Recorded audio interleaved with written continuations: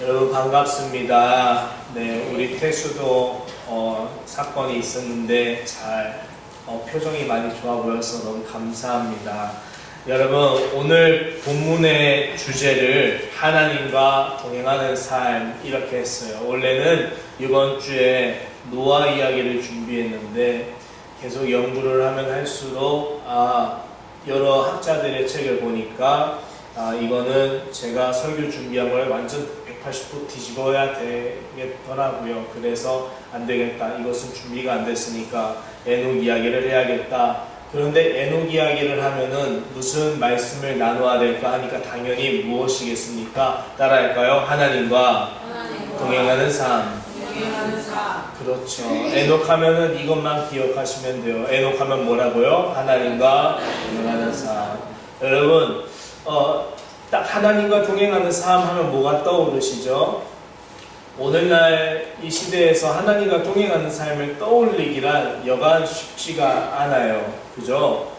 제가 대학생 때 인상 깊게 봤던 책이 있습니다. 그 책이 하나님의 임재 연습이었어요. 하나님의 임재 연습. 여러분도 기회가 되시면 그 책을 꼭 빌려서나 사서 읽어보시기를 추천드려요.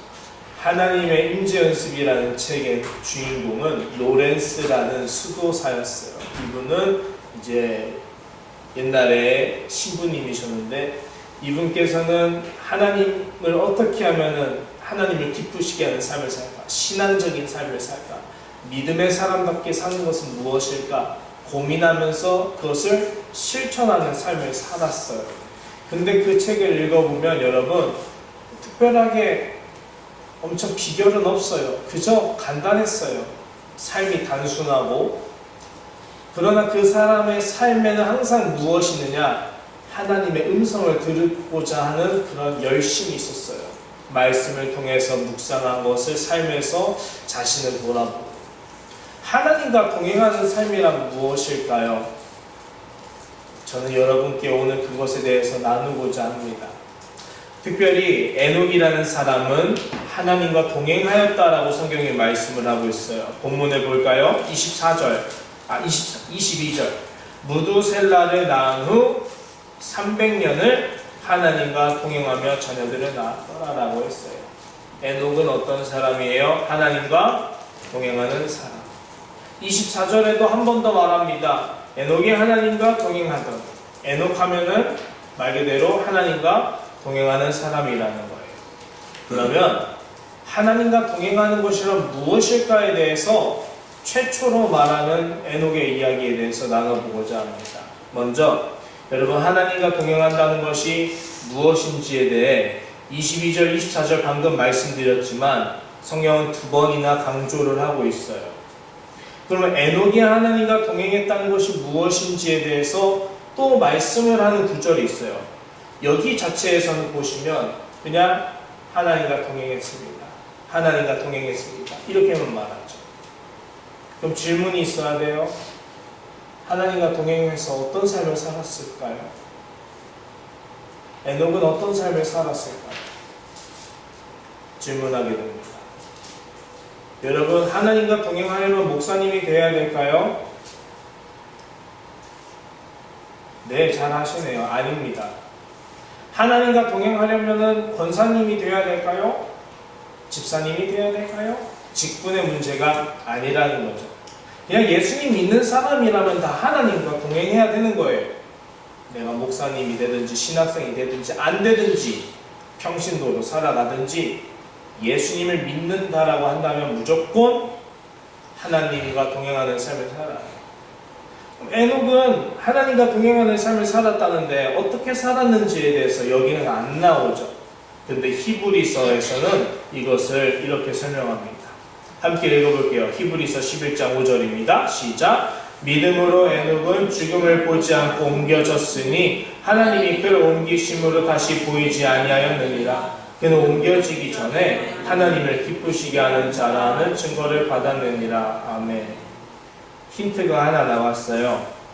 에녹은 하나님과 동행하는 사람이다. 하나님을 동행한다. 무엇일까? 히브리서는 설명하죠. 히브리서에서는 에녹은 어떤 사람이다? 하나님을 기쁘시게 하는 자라는 증거를 받았다. 에녹에 대한 구절은 창세기에서는 21절부터 24절이 끝이에요. 그 외에 없어요. 근데 어디를 찾아봐도 하나님을 기쁘시게 했다?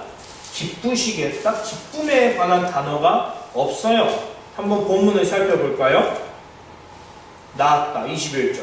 22절. 동행했다. 23절. 살았다. 24절. 세상에 있지 않았다. 기쁨이라는 단어의 기자도 안 보이죠? 꿈자도 안 보여요. 없단 말이에요. 그런데 히브리서는 이것을 뭐라 설명하는 거예요? 증거를 받았대요. 어떤 증거예요? 하나님을 기쁘시게 하는 자다. 그러면 에녹이라는 사람을 통해서 히브리서 기자는 말을 하는 거예요. 에녹은 하나님과 동행하는 사람인 에녹은 곧 어떤 사람이다? 하나님을 기쁘시게 하는 사람이다. 정리합니다. 하나님과 동행하는 삶이라는 것은 그러므로 뭐예요? 하나님을 기쁘시게 하는 거예요. 하나님을 기쁘시게 하는 것은 또 뭘까요? 바로 6절에서 말을 합니다. 읽어볼게요. 시작. 믿음이 없이는 하나님을 기쁘시게 하지 못하나니. 아멘. 하나님과 동행하는 것은 하나님을 기쁘시게 하는 것이다. 하나님을 기쁘시게 한다는 것은 무엇 없이는 불가능하다? 믿음 없이는 불가능하다. 그럼 다시 하나님과 동행한다는 것은 무엇이 없이는 불가능하다. 그러므로 믿음이죠. 믿음이랑 하나님과 동행하는 삶은 뗄래야 뗄 수 없는 관계라는 걸 알 수 있어요. 그러면 보세요. 하나님을 기쁘시게 하는 것이 믿음이라고 한다면 그 믿음이 뭘까요? 뭘 믿으라는 걸까요? 이게 중요한 거예요. 그죠? 하나님과 동행하는 것이 믿음이 있어야 된다고 한다면 뭘 믿어야 되는지가 중요한 거예요. 아무거나 믿어서는 안 된다는 거예요. 뭘 믿어야 될까요? 자, 뭐라 말하는지 읽어볼게요. 하나님께 시작. 하나님께 나아가는 자는 반드시 그가 계신 것과 또한 그가 자기를 찾는 자들에게 상 주시는 이심을 믿어야 할지니라. 아멘. 두 가지를 믿어야 합니다. 또한 A 또한 B를 믿어야 돼요. A가 뭐예요? 첫 번째 뭘 믿어야 돼요? 반드시 하나님께서 계시다라는 사실을 믿어야 합니다. 따라하겠습니다. 반드시 하나님이 계시다는 것을 믿어야 한다. 이게 첫 번째예요. 에녹은 그러면은 하나님과 동행하는 삶을 어떻게 살았다는 거예요? 에녹은 하나님은 계신다라고 믿으며 살았다는 거예요. 두 번째, 에녹은 무엇을 믿고 살았다는 거예요? 상 주신다라는 사실을 믿고 살았다는 거예요. 그럼 정리하겠습니다. 에녹은 하나님과 동행하는 삶을 살았어요. 믿음으로 살았다는 거예요. 무엇을 믿으며 살았다는 거죠? 하나님은 계신다. 하나님은 상 주시는 분이시다. 그게 곧 하나님과 동행하는 삶이라는 거예요. 그럼 여러분 바로 자신에게 물어볼까요? 하나님이 계신다는 사실을 믿고 사세요? 아멘이라고 하시니 뭔가 엄청 안심이 되네요. 하나님이 계신다는 사실을 믿고 사느냐라는 질문에 대해서 확신이 있는 사람도 있고, 어떨 때는 우리가 믿음이 약해질 때는 모르겠다라고 할 때도 있어요. 얼마든지 그럴 수 있다고. 성경의 기자들은 심지어 이렇게 말해요. 하나님 어디 계세요? 라고 물을 때가 있어요. 여러분, 우리도 똑같아요. 하나님이 계심을 믿는다라고 방금 아멘이라고 하셨지만, 정작 우리가 우리 영혼이 뭔가 안개가 끼인 것처럼 어려울 때 하나님 대체 계세요? 하나님 어디 계세요? 라고 물을 수 있어요. 그런데 그런 상황, 어떤 상황에서도 에녹이 우리에게 보여준 것, 하나님과 동행하는 사람이라면 하나님은 계십니다 라고 믿는 거고요, 하나님은 상 주시는 이십니다 라고 믿는 거예요. 자, 좀만 더 나아가 볼게요. 그럼 그 상이라는 게 뭘까요? 에녹에 대해서 히브리서 11장 6절 다음에 계속 이어보면은 그것에 대해서 이렇게 말해요. 14절에서. 히브리서 11장 14절에서 읽어볼게요. 시작. 그들이 이같이 말하는 것은 자기들이 본향 찾는 자임을 나타냅니다. 16절도 읽어볼게요. 시작. 그들이 이제는 더 나은 본향을 사모하니 곧 하늘에 있는 것이라. 아멘. 자, 정리해볼까요? 하나님과 동행하는 것은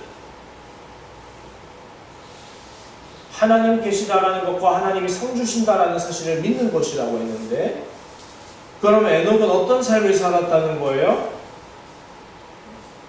하나님은 계십니다.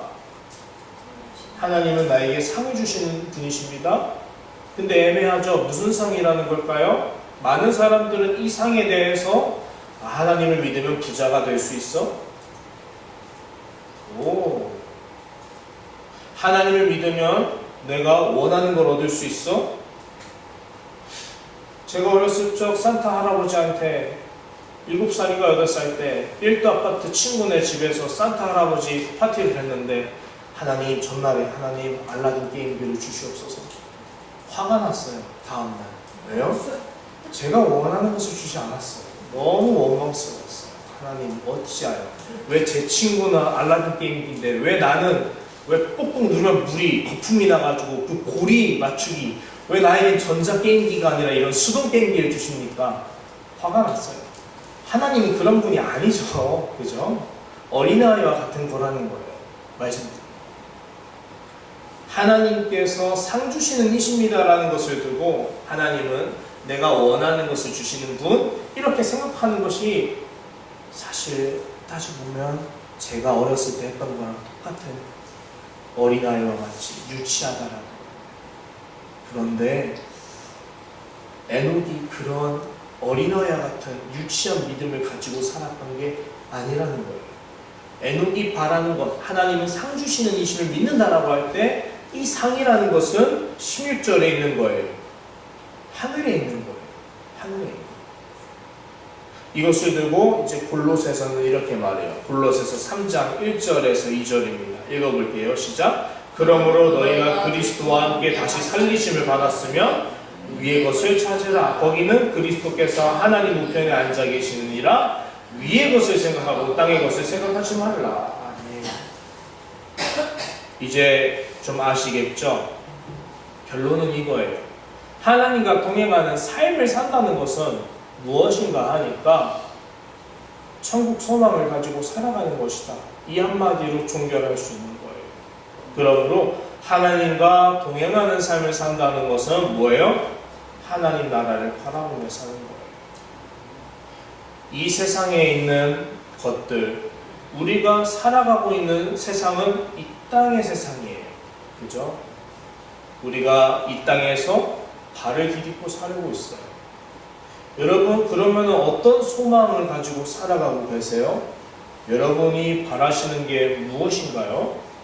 나는 무엇을 바라보며 살고 있나요?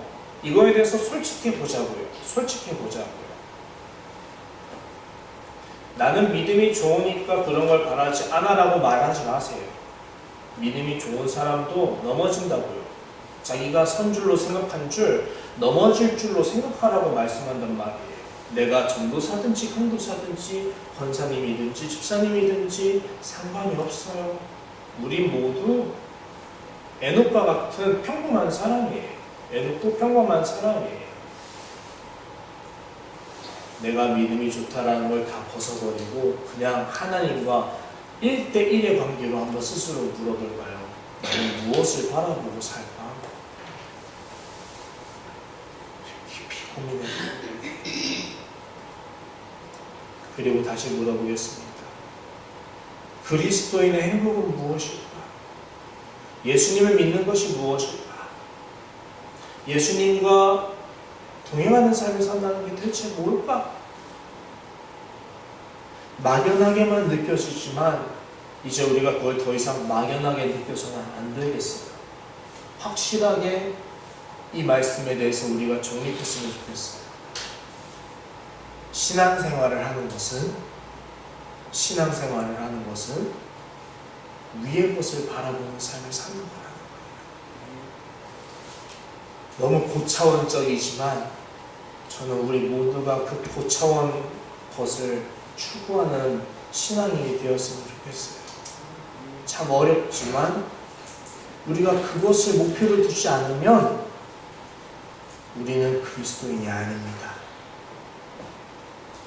우리가 하나님 나라에 대한 소망을 바라보고 살지 않으면 하나님 나라는 우리와 아무런 관계가 없습니다. 내 삶의 목적과 목표가 이 땅에서 잘 사는 것만 생각하는 거라면 우리는 예수의 복음과 십자가의 은혜와는 어떤 관계도, 어떤 구원도, 어떤 은혜도 입을 수가 없습니다. 예수님의 제자들이 예수님께 나와 물었어요.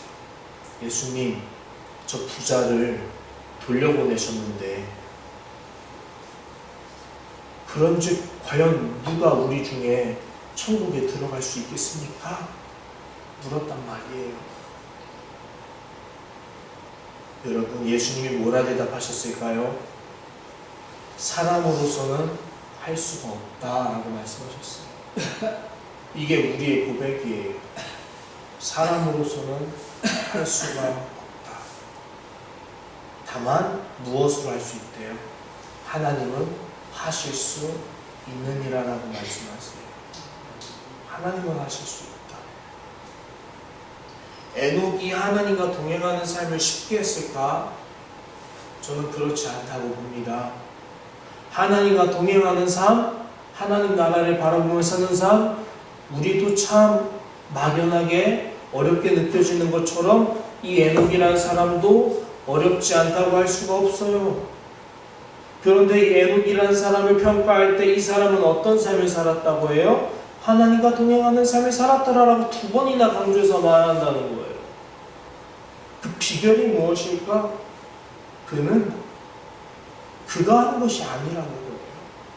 사람으로서는 할 수 없는 일이잖아요. 누가 그것을 가능케 했을까요? 하나님은 하실 수 있다는 거예요. 하나님은 하실 수 있다. 에녹이 하나님과 동행할 수 있었던 유일한 방법은요, 하나님이 하시게 하셨기 때문이에요. 하나님이 어떻게 하면은 그것을 하시게 했을까요?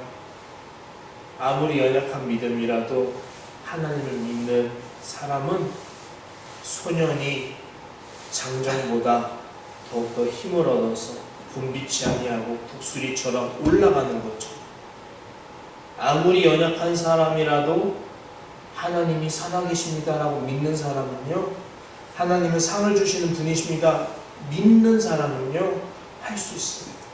중요한 것은 무엇일까요? 따라하겠습니다. 믿음이에요. 하나님은 살아계십니다 믿는 믿음, 하나님은 상을 주시는 분이십니다 믿는 믿음이에요. 내가 아무리 믿음이 부족해도 그것을 믿는 믿음을 절대 놓아버려서는 안 된다는 사실을 여러분과 나누고 싶었습니다. 2번째, 하나님과 동행한다는 것은 무엇일까에 대해서 방금 나눈 것은 하나님을 믿는 믿음이다 라는 것을 말했다면, 2번째, 에녹은 어떤 상황에서 하나님과 동행하는 삶을 살았을까에 대해서 나누고자 합니다. 에녹은 어떤 상황에서 믿음 생활을 했을까요? 오늘 우리 한국에서 믿음 생활하는 것은 비교적 편해요. 예수를 믿어서 박해받는 게 아니기 때문이에요. 그러나 동시에 한국이기 때문에 믿음 생활하는 게 어려워요. 새로운 적이 나타났기 때문이에요. 우리가 영화 막 스파이더맨 같은 거 보고 어벤져스 같은 거 보면은 나쁜 악당이 나타나서 물리친 걸로 알았는데 다음 시즌2, 넥스트 그 다음 영화에서는 또 새로운 악당이 나타나요, 안 나타나요? 빌런이 막 나타난단 말이에요. 우리가 예수님을 믿는 삶이 박해 때문에 어려움을 이겨냈으면 이제 우리 대한민국은 박해의 시기를 떠나서 풍요로운 시기에 거쳐들었어요. 예수님을 믿는 믿음을 지키기가 참 쉬워졌단 말이에요. 심지어 우리가 이런 성경도 북한 같은 데나 중국 같은 데서는 압수를 당하는데 우리 대한민국에서는 얼마든지 가게 서점 가서 돈을 주면 살 수 있어요. 디자인도 내 맘대로 고를 수가 있단 말이에요. 너무 좋은 세상이에요. 그런데 성경은 많은데 믿음을 유지하기가 어려운 세상이 되어버렸어요. 이제 무엇이 우리 악당으로 왔을까요? 예전에 박해와 핍박이면 지금은 뭐겠어요? 유혹이잖아요. 예전에 채찍이 너무 셌다면 지금은 당근이 너무 맛있잖아요. 하나님을 믿는 것보다 뭐가 더 좋아요? 스마트폰이 더 좋아요. 하나님을 믿는 것보다 뭐가 더 좋아요? 내가 여행 가는 게 더 좋아요. 여행 가는 게 나쁘다는 게 아닌 거 아시죠? 오해하지 마세요. 스마트폰 자체가 나쁘다는 게 아니에요. 근데 문제는 무엇이냐? 내 마음이 텃밭에가 있다는 거예요. 위의 것을 찾으라라고 아까 했잖아요. 위의 것을 생각하라고 했잖아요. 그런데 우리는 오늘날 대한민국에서 신앙생활할 때 위의 것, 하나님 나라를 생각하는 것 자체도 마비됐다는 거예요.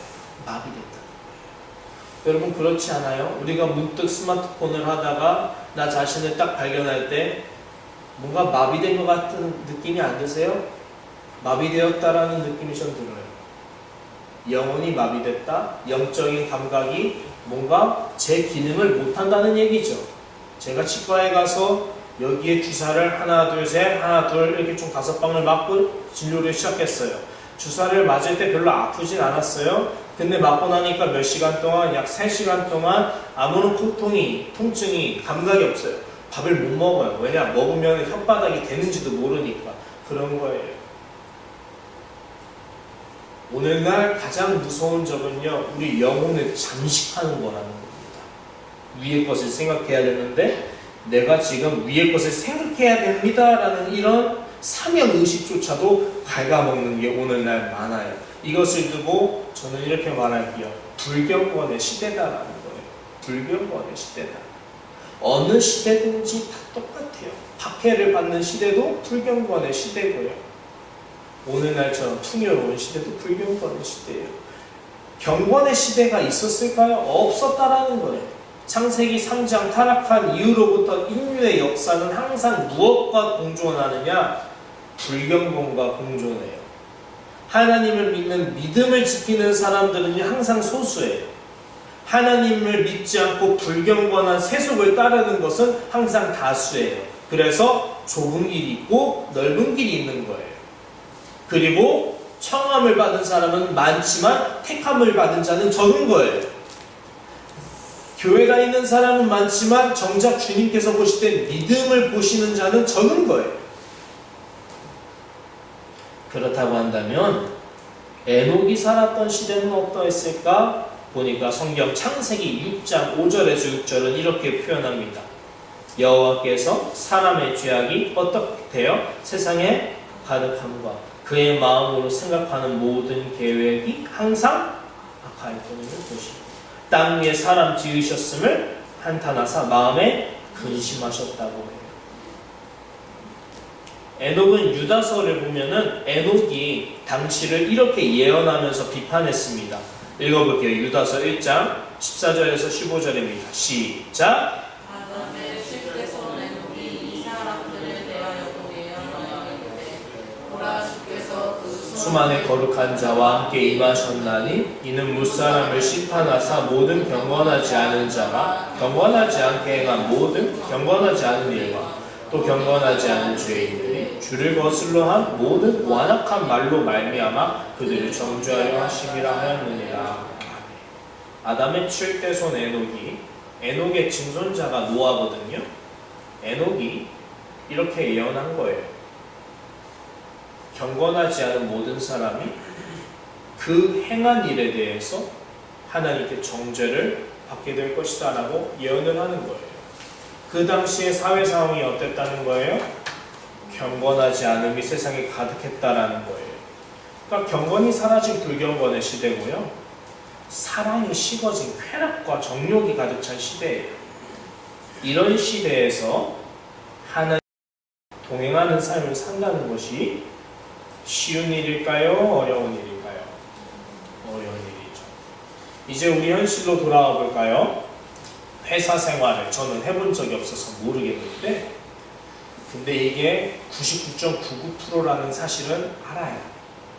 드라마를 보던 친구랑 대화를 하던 항상 빠지지 않는 게 있죠. 회사 생활에서 술 이야기예요. 술 이야기. 2차 이야기예요. 세상에 악한 문화들이 너무 많죠. 승진을 하려면 안 좋은 불법적인 돈을 다시 거꾸로 페이백을 해준다던가 접대를 한다던가 너무 안 좋은 문란한 시대예요. 이런 상황에서 하나님을 믿는 사람답게 사는 것이 회사원들이 얼마나 힘든 일일까 생각해보면 참 이루 말할 수 없어요. 여러분도 그렇지 않습니까? 회사든지 회사가 아니면 여러분이 함께 지내는 공동체, 이웃들이라든지 노인정을 가든지 학교를 가든지 학교에 가면 친구들의 대화 주제가 다 뭐예요? 죽이는 것까지 하나님에 대한 이야기는 있어요, 없어요? 아니, 하나님에 대한 이야기는 안 해도 그래도 봐줄 수 있어요. 근데 어디까지 가냐? 오히려 그런 믿음에 대해서 조롱하고 안 좋게 보는 시선들을 경험할 수 있죠. 교회 안 다니는 친구가 이렇게 말할 수도 있어요. 야, 교회 가봤자 뭐하냐, 일요일 날 시간도 아깝고 나 같으면 잠을 잔다 할 수 있어요. 제가 들은 이야기예요. 제가 그때 상처를 받았을까요? 안 받았을까요? 받았죠. 저는 그래서 학교 생활이 너무 힘들었거든요. 학생 이야기뿐만 아니라 어른들도 마찬가지예요. 안 믿는 사람들, 수많은 사람들 가운데서 믿는 사람으로 살아간다는 것은요, 그 사람들에게서 눈치를 봐야 하는 이야기예요. 내가 믿음을 가지고 무언가를 말하면 이 사람들이 나에 대해서 유별나게 보지 않을까 두려움이 있고요. 나를 어떻게 바라볼까 그 사람들의 시선이 걱정돼서 최대한 중립적인 입장을 갖고 싶어하는 마음이 있고요. 그냥 상종 안 하고 싶다 하고 싶으면 상종 안 할 수가 없으니까 맞춰줘야 되는 이야기. 안 맞춰주면 나를 미워할까봐 맞춰줘야 되는 상황도 있을 수 있어요. 이 세상에서 믿음 있는 사람답게 사는 것은 타협이라는 이름과 늘 갈등을 해야 되는 이야기인 거예요. 현실적으로요. 그렇죠? 여러분의 이야기일 수 있어요. 이것은 에녹의 이야기였던 거예요. 에녹이라는 사람이 살던 시대는 그런 세대예요. 에녹의 증손자에 이르면 그 당시에 하나님이 세상을 바라볼 때 의인이 누구밖에 없었대요? 노아 한 사람밖에 없었다고 하잖아요. 믿음이 있는 사람들이 점점 줄어들었다는 거예요. 여러분 보세요. 하나님과 동행하는 삶을 사는 것이 그리스도인의 정체성이라고 한다면 하나님과 동행하는 삶을 어떻게 살아야 할까? 그것이 여러분의 고민이 돼야 되는데 그 고민을 하기 시작한다면 이 고민을 하지 않을 수가 없는 거예요. 어떻게 하면 나는 세상 가운데서 타협하지 않고 믿음을 지키는 사람답게 살 수 있을 것인가에 대해서 현실적으로 고민할 수밖에 없는 거예요. 인정하시죠? 이거에 대해서 넘어지면 안 돼요. 이것은 내 믿음을 지키는 문제예요. 친구들 학교에서 내 믿음을 지키는 것은 정말 어렵지만 그것을 해내지 못하면 청소년기에서 신앙생활은 힘들 수 있어요. 어른들도 마찬가지겠고요. 그러므로 정리하겠습니다. 저는 이 말씀을 나누고자 해요. 디모데전서 6장이에요. 자, 11절 12절 읽어보겠습니다. 시작. 오직 너 하나님의 사람아 이것들을 피하고 의와 경건과 믿음과 사랑과 인내와 온유를 따르며 믿음의 선한 싸움을 싸우라. 영생을 취하라. 이를 위하여 내가 부르심을 받았고 많은 증인 앞에서 선한 증언을 하였도다. 아멘. 따라하겠습니다. 믿음의 선한 싸움을 싸우라. 아멘. 에녹이 그런 상황에서도 믿음을 지킬 수 있었던 비결을 저는 두 가지로 정리하겠습니다. 하나, 하나님이 계심을 믿는 겁니다. 하나님을 믿는 거예요.